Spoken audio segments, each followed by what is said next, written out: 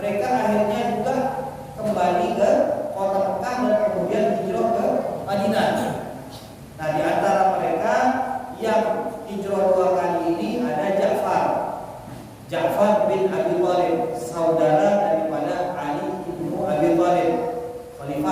depan. Nah, Ja'far ini tidak hijrah ke Madinah. Jadi beliau hijrah ke Madinah sudah tahun belakangan. Beliau hijrah terlebih dahulu karena diperintahkan bagi Rasulullah untuk menjaga agama mereka sebelum datang izin hijrah ke kota Madinah. Nah, beliau termasuk orang yang hijrah ke kota Habasyah. Nah, di antara sahabat yang lain yang hijrah ke kota Habasyah adalah Abu Musa al-Asy'ari. Beliau, jadi kata para ulama, hijrahnya Abu Musa al-Asy'ari ini 3 kali.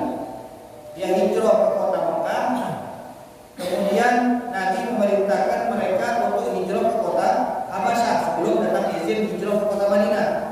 Kemudian beliau hijrah ke kota Habasyah. Dan pada saat datang izin hijrah ke kota Madinah, beliau pun akhirnya hijrah ke kota Madinah. Jadi beliau termasuk sahabat Nabi Muhammad SAW yang 3 kali hijrah. Hijrah dari negerinya Yaman ke kota Mekah, kemudian dari Mekah ke Habasyah, dan kemudian dari Habasyah ke kota Madinah al-Munawwarah. Dikatakan di sini di antara hal yang bisa kita contoh dari Abu Musa al-Asy'ari, beliau termasuk orang yang istiqomah di dalam ibadahnya, di dalam ketaatannya.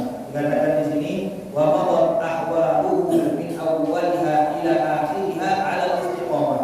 Sama. Jadi keadaan beliau dari awal sampai akhir itu istiqomah di dalam kebaikan, tidak melenceng, tidak belok ke kiri. Jadi di sini bahkan dikatakan walamma qarba mautuhu zada ijtihaduhu, dan pada saat beliau sudah dekat dengan umur tiba ajalnya, semakin giat dan semangat ibadahnya. Jadi ini yang diajarkan oleh sahabat Rasulullah SAW. Orang itu tambah tua, tambah rajin. Maka tidak heran kita kalau lihat di majelis taklim itu yang lebih ramai mengisinya adalah orang-orang tua. Di majelis taklim itu anak-anak muda mereka anggap nanti kalau mati. Tidak tengok yang meninggal di umur bayi ada, yang meninggal usia balita juga ada, yang meninggal di usia muda banyak. Jadi umur bukanlah patokan dan standar orang meninggal kapan. Jadi di sini Abu Musa al-Asy'ari mengajarkan kepada kita bahwa beliau semakin dekat kepada ajalnya, makin bertambah semangatnya untuk ibadah kepada Allah Subhanahu wa taala. Karena kalau kita pikir-pikir dunia yang selama ini kita kejar, jabatan yang selama ini kita kejar, coba renungkan sekali. Lihat kenikmatan apa yang sudah kita dapatkan dari mengejar jabatan, dari mengejar dunia.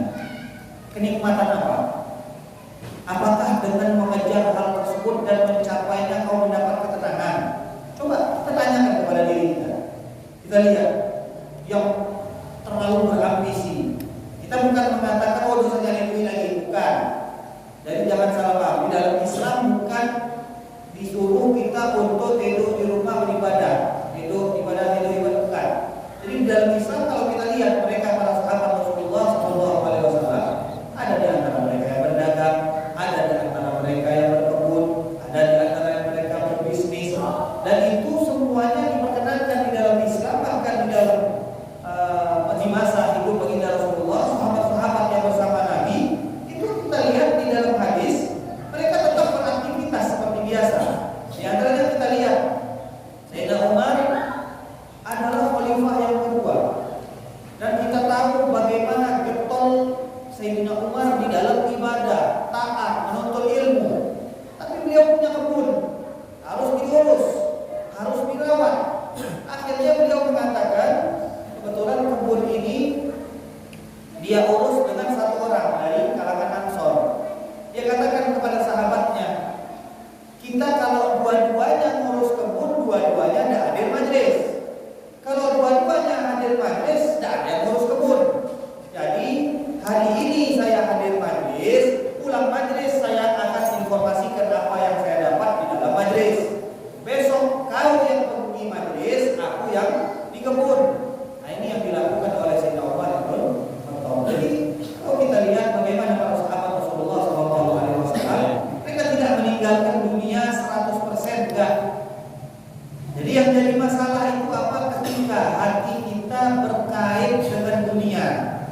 ketika hati kita bersandar dengan dunia. Adapun mencari dunia dengan niat-niat yang baik, ya niat kalau dapat uang dia akan sedekahkan, dia akan nafkahkan, dia akan infakkan. Maka niat-niat yang seperti ini tidak diragukan niat-niat yang akan mendatangkan pahala. Jadi nyari duitnya pun jadi pahala kalau diniatkan dengan hal yang demikian. Nah, untuk itu kita lihat bahwa ketenangan itu sudah dikatakan oleh Allah Subhanahu wa taala itu hanya ada di tempat-tempat di mana di situ disebut nama Allah Subhanahu wa taala. Jadi kalau kita ingin mencari ketenangan, mungkin secara akal kita lihat orang yang kaya tenang, orang yang fasilitasnya mewah tenang, orang yang dia punya rumah besar, mobil banyak tenang. Coba Eka tanya, benar tidak orang yang demikian itu tenang? Coba tanya. Semakin banyak dunia yang dimiliki oleh orang, berarti semakin banyak tanggung jawab, semakin banyak yang dia pikir, semakin banyak yang harus dia jaga.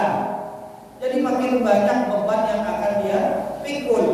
Jadi jangan kita mengatakan oh berarti orang banyak duit, pikirannya tenang. Justru yang banyak-banyak duit itu penyakit macam-macam.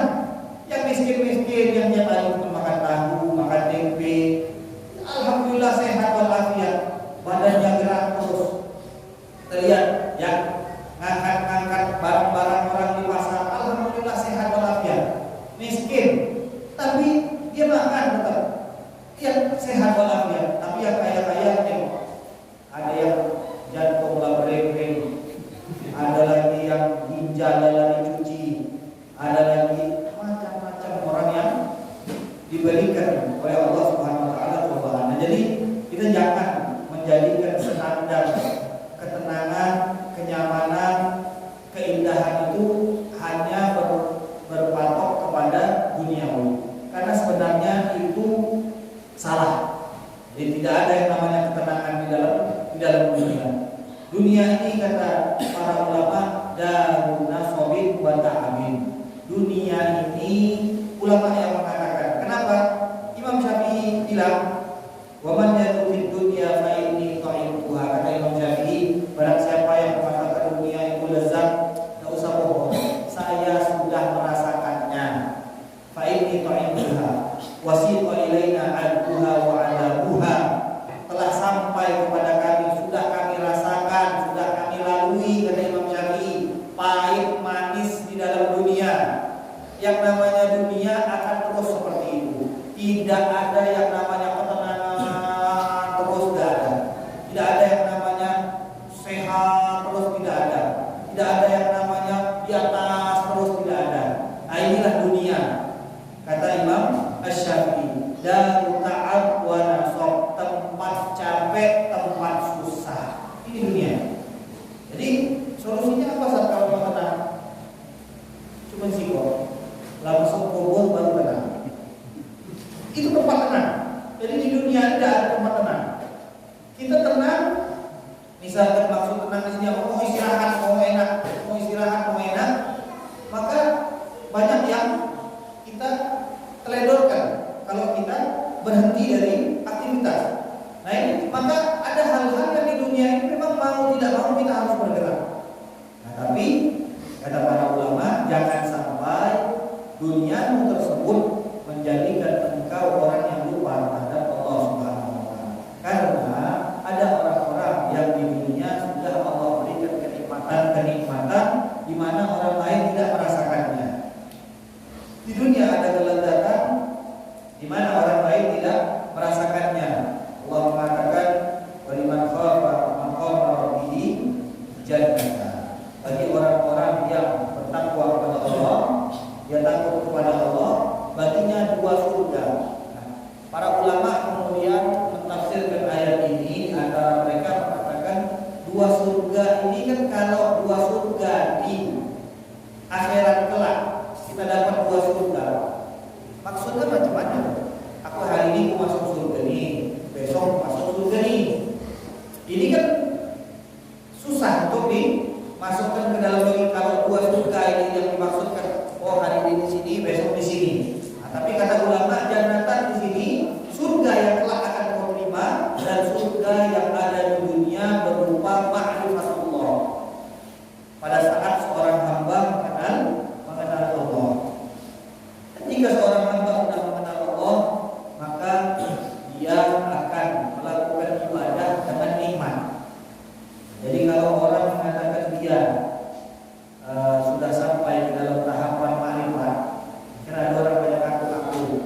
Setiap belajar ini salah-salah orang. Padahal orang-orang kalau belajar itu kita pakai berapa pakai lomba juga.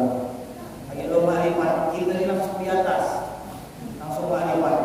Nah, ya orang yang sudah ma'rifat yang ada orang tadi, ma'rifat itu sudah merasakan kenikmatan ibadah. Namanya orang kalau nikmat ibadah hari-harinya dia isi dengan ibadah. Jadi kalau ada orang mengaku ma'rifat tidak mau beribadah, berarti mereka bukan ma'rifat. Ini ketupat. Orang ma'rifat tidak beribadah. Namanya orang kenal Allah. Orang tahu dengan kebesaran Allah. Orang mengenal dengan kemampuan Allah Subhanahu wa taala. Kira-kira orang yang kenal dengan Allah mungkinkah melanggar perintah Allah? Mungkinkah dia meninggalkan perintah Allah?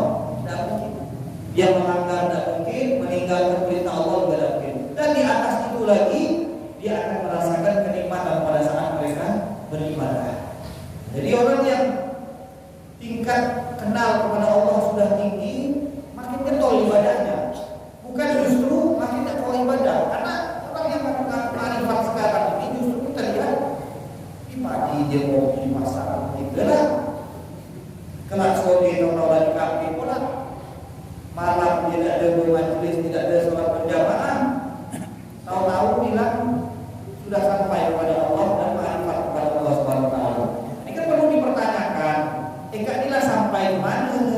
Jangan-jangan tidak sampai kepada Allah Subhanahu wa taala. Jadi ini kadang memang ada hal-hal yang kita ini disesatkan oleh setan. Jadi yang membuat manusia-manusia tersesat dari itu semua adalah setan. Mereka membuat satu hal di atas syariat Nabi Muhammad SAW dan mengatakan syariat itu tidak diperlukan dan kita hanya membutuhkan ma'rifat saja. Seseorang tidak mungkin mencapai kepada pengenalan sesungguhnya kepada Allah Subhanahu wa taala sebelum mereka melalui tahapan syariat. Jadi tidak ada yang namanya ceritanya wali-wali Allah, kasih Allah Subhanahu wa taala yang mereka dekat kepada Allah Subhanahu wa taala, kemudian mereka meninggalkan ibadah, kemudian mereka meninggalkan sholat. Cukup kata orang yang ada di dalam pada ini. Sholat itu sebenarnya tidak wajib. Sebenarnya, tapi kan bising-bising loh. Dia takut juga ketahuan orang seperti mana. Kan bising-bising loh ini. Sholat itu sebenarnya tidak wajib. Allah itu mengatakan wa aqimis sholata lidzikri. Nah, ini sering dibawa saudara. Jadi dirikanlah sholat untuk mengingatku. Jadi bila mana kita lagi ingatnya Tuhan, ada dua kita sholat. Jadi ini kita harus paham apa maksud dari perkataan Allah Subhanahu wa taala. Allah nyuruh kita untuk ingat, bukan nyuruh kita sholat. Ada orang, bukan kata saya. Ada orang, kalau ini ada yang nangkap tahu pulang tidak tahu lagi sholat. Jadi kata orang ini tadi, dirikan sholat. Allah berfirman, dirikan sholat untuk mengingat. Padahal jelas di sini Allah memerintahkan mendirikan sholat, lalu menyebutkan hikmah. Jadi perintahnya mana? Perintahnya mengingat atau perintahnya mendirikan sholat? Aqimis sholat, dirikan sholat ini perintahnya. Hikmahnya apa? Kita bisa ingat. Nah jadi kalau kita balik, berarti kita putus. Sholatnya tidak usah, ingatnya saja. Berarti dia keluar dari perintah Allah Subhanahu wa taala. Allah mengatakan dirikan sholat dan hikmahnya untuk mengingat Allah Subhanahu wa taala. Jadi itulah orang yang sesat pun kadang-kadang punya dalil.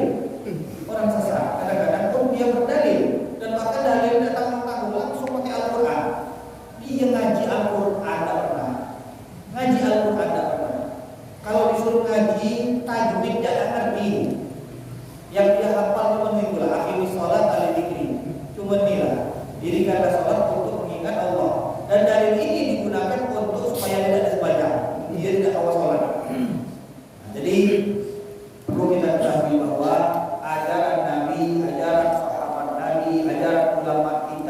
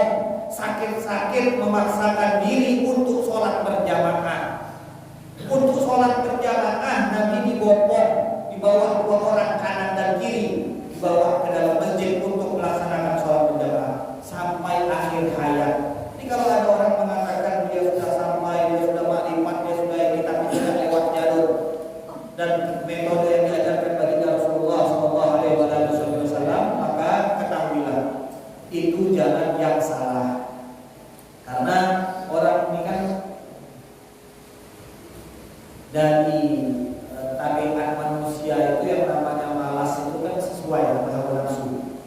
Orang ini disuruh sembahyang dia dihalu.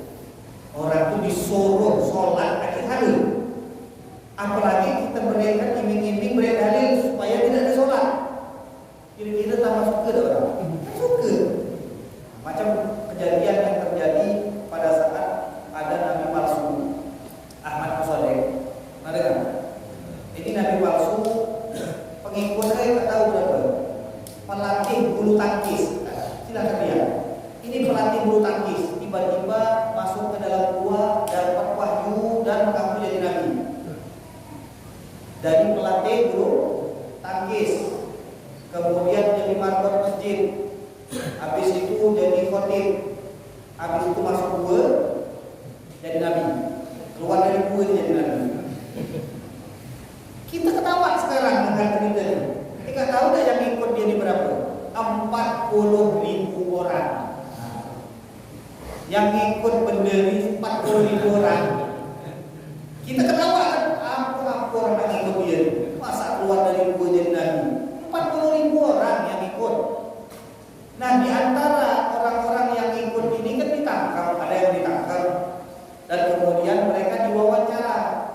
Kenapa Eka sampai keluar dari agama Islam ikut Ahmad Musaddiq kita ini? Dia bilang, sedap di dalam syariat ajaran Nabi yang baru ini, semayang cuma 2 kali. Nah, menunjukkan ngikut kita ini sebenarnya cuma tinggalkan sholat. Jadi mereka berpegang teguh sama Nabi baru ini karena Nabi baru ini semayang ada 5 kali, cuma 2 kali. Dan itu pun ringan kata mereka. Jadi kalau kita lihat memang kesesatan demi kesesatan itu memang dipicu oleh hal-hal yang seirama dengan hawa nafsu. Jadi orang kalau dia malas melakukan sesuatu dan kemudian ada yang memerintahkan, wah dia tambah mau ikut karena pengen dia wah ini sejalan sama hawa nafsu kita.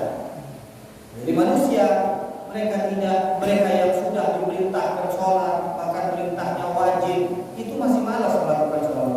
Lalu bagaimana ketika malas ini didukung dengan dalil? Maka mereka akan semangat untuk meninggalkan sholat. Kembali semangat mereka meninggalkan sholat.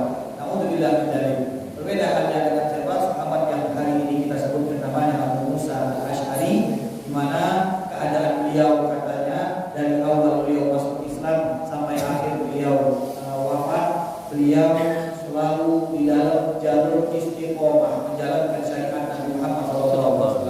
Dan pada saat sudah mendekat ajalnya, beliau bertambah semangat, menambah ibadah dan ketaatannya kepada Allah Subhanahu wa taala. Nah, apa hadis yang kemarin kita baca itu? Hadis yang diriwayatkan oleh Abu Musa Al-Asy'ari adalah hadis perumpamaan seseorang yang berzikir dan orang yang tidak berzikir seperti orang yang hidup dan orang yang mati. Sangat jauh sekali perbedaannya.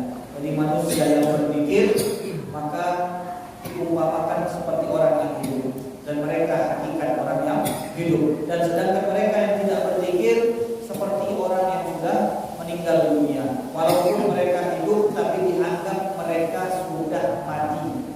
Maka jangan sampai kita dianggap oleh orang mayat hidup. Ini orang hidup tapi dianggap mayat karena tidak berzikir. Hadis selanjutnya di mana ada seorang A'rabi. Ada seorang A'rabi.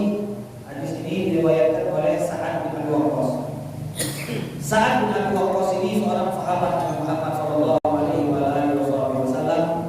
Kalau dari keturunan nasab, beliau ini bertemu dengan Rasulullah SAW dari ibu. Jadi Rasulullah punya ibu Sayyidah Aminah bin Wahb bin Aminah bin Wahb. Nah, Sayyidah Aminah dari keturunan Az-Zuhri. Jadi di sini Sa'ad bin Abi Waqqas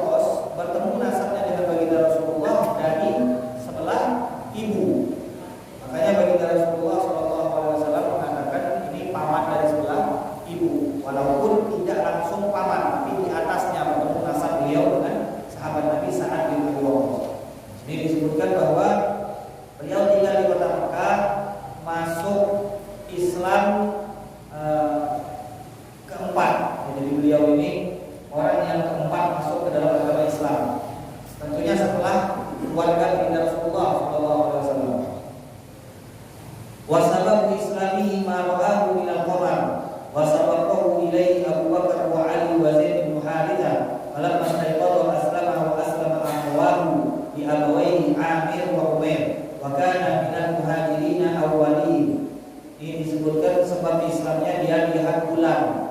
Dan kemudian yang pertama kali lihat bulan ini adalah Abu Bakar dan Ali dan Zaid bin Harithah. Jadi di dalam mimpinya dia lihat bulan, tapi sudah didahului oleh Abu Bakar, Ali dan Zaid bin Harithah. Maka setelah dia bangun dari tidurnya, kemudian mendapatkan hidayah, diartikan bulan tadi adalah hidayah berupa agama Islam. Abu Bakar sudah dahulu masuk ke dalam agama Islam, Ali sudah terlebih dahulu, dan kemudian Zaid bin Harithah, dan menyusul setelah itu Sa'ad bin Abi Waqqas. Dan setelah dia masuk Islam, dua saudaranya juga menyusul masuk ke dalam agama Islam. Beliau termasuk orang yang berhijrah ke kota Madinah, hadir perang Badar dan semua perang yang ada setelah perang Badar. Wa kana yuqalu lahu farisul Islam wa huwa ahadul asyara mubasysyara bil jannah. Beliau ini pendekarnya Islam, dan disebutkan di sini beliau adalah salah satu orang yang diberikan kabar gembira di masa hidupnya masuk ke dalam surganya Allah Subhanahu wa taala. Sa'ad bin Abi Waqqas termasuk salah satu dari 10 orang yang diberikan kabar gembira oleh baginda Rasulullah masuk ke dalam surga.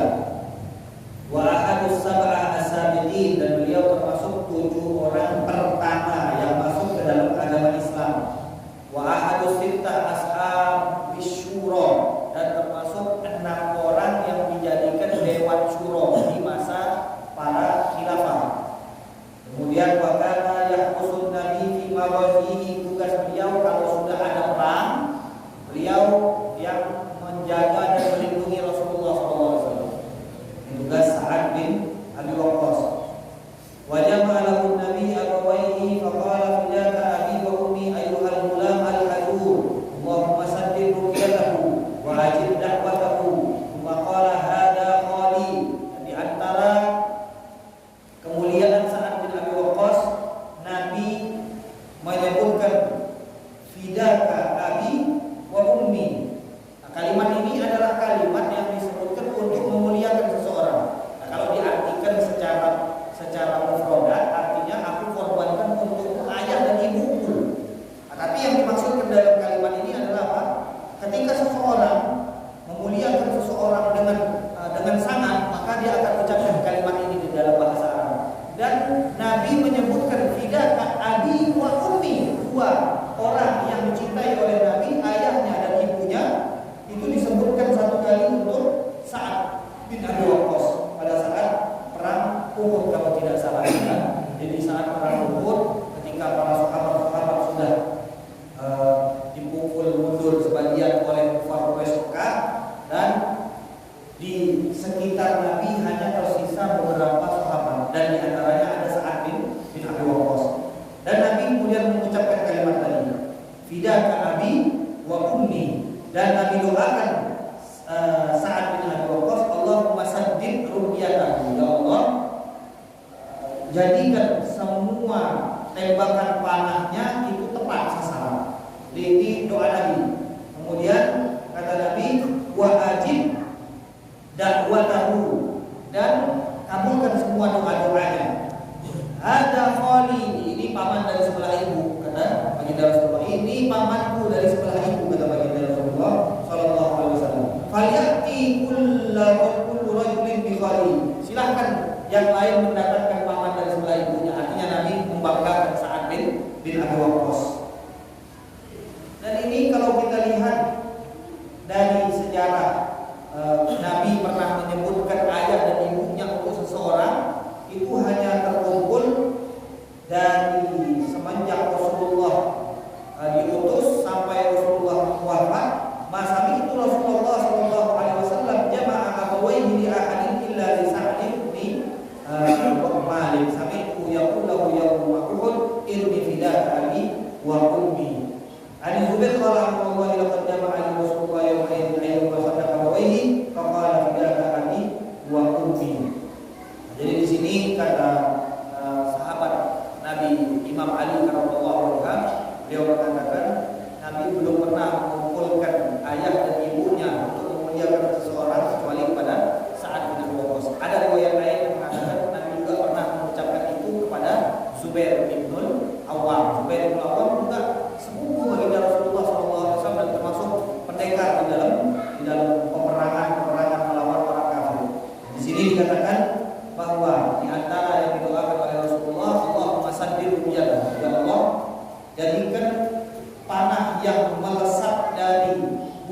Sa'ad bin Abi Waqqas ini tepat kepada sasaran. Maka diceritakan di perang Uhud itu Nabi memberikan Nabi yang ngoper kepada Sa'ad bin Abi Waqqas, memberikan anak panah, dan Sa'ad bin Abi Waqqas karena sudah dapat doa dari Nabi, ya Allah tepatkan sasarannya, dia yakin anak panah yang dia keluarkan dari busurnya itu pasti kena musuh. Jadi dia tidak pakai apa?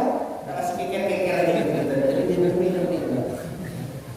Dan semuanya kena. Ada 1000 lebih anak panah yang keluar dari busurnya Sa'ad bin Abi Waqqas. Lewat dari tangan baginda Rasulullah SAW.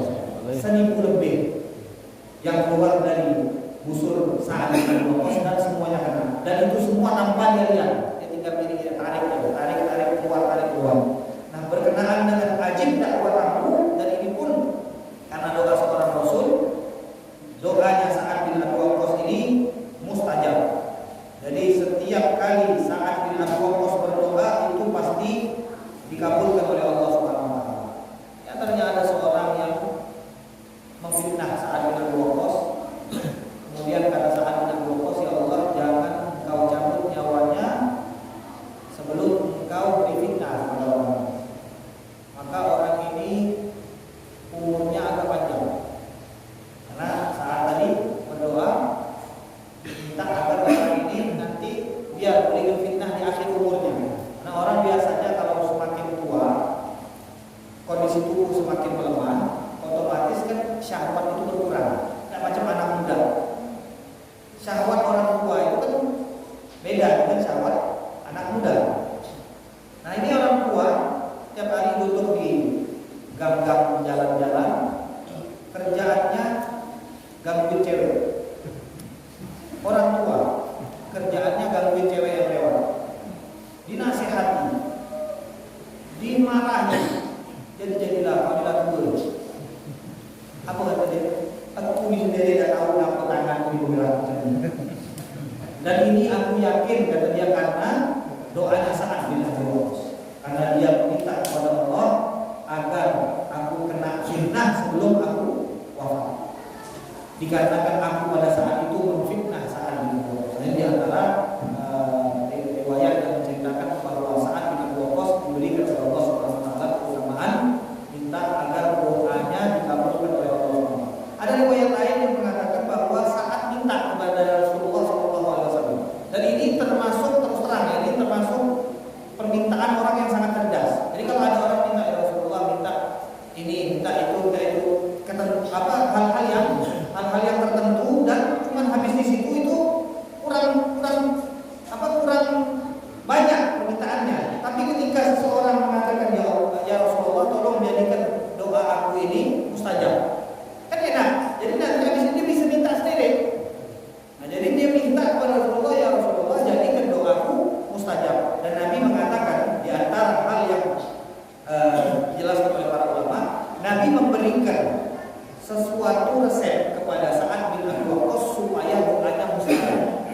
Dan kata ulama, resep ini sebenarnya bukan hanya untuk Sa'ad melakukannya. Jadi resep yang diberikan oleh Nabi dilakukan oleh Sa'ad. Apa resepnya? Atib tu'matak mat'amak tustajab da'wah. Kata Nabi, makan itu perbaiki. Jangan sampai ada makanan yang haram masuk ke dalam perutmu. Maka niscaya akan dijadikan doa-doa itu mustajab.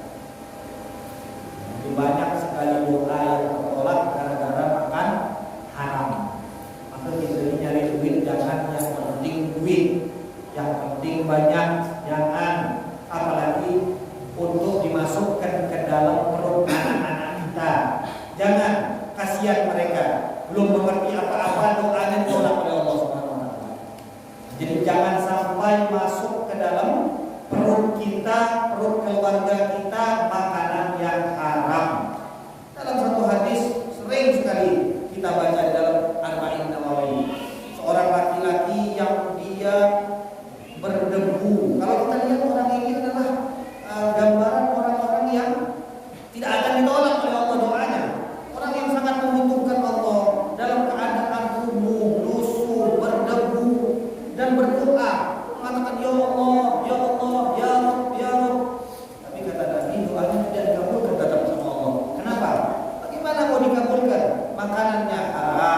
minumannya haram, baju yang dia gunakan itu juga dari barang-barang yang haram. Lalu bagaimana Allah bisa mengijabah daripada doa-doa? Jadi jangan sampai kita jadi orang-orang yang berambisi untuk mengumpulkan dunia tanpa melihat ini halal, ini haram. Yang penting dapat duit, yang penting banyak duit. Jangan. Kita orang Islam, kita percaya kepada Allah Subhanahu wa taala yang menjamin rezeki tiap-tiap umat, yang menjamin rezeki tiap-tiap binatang yang melata.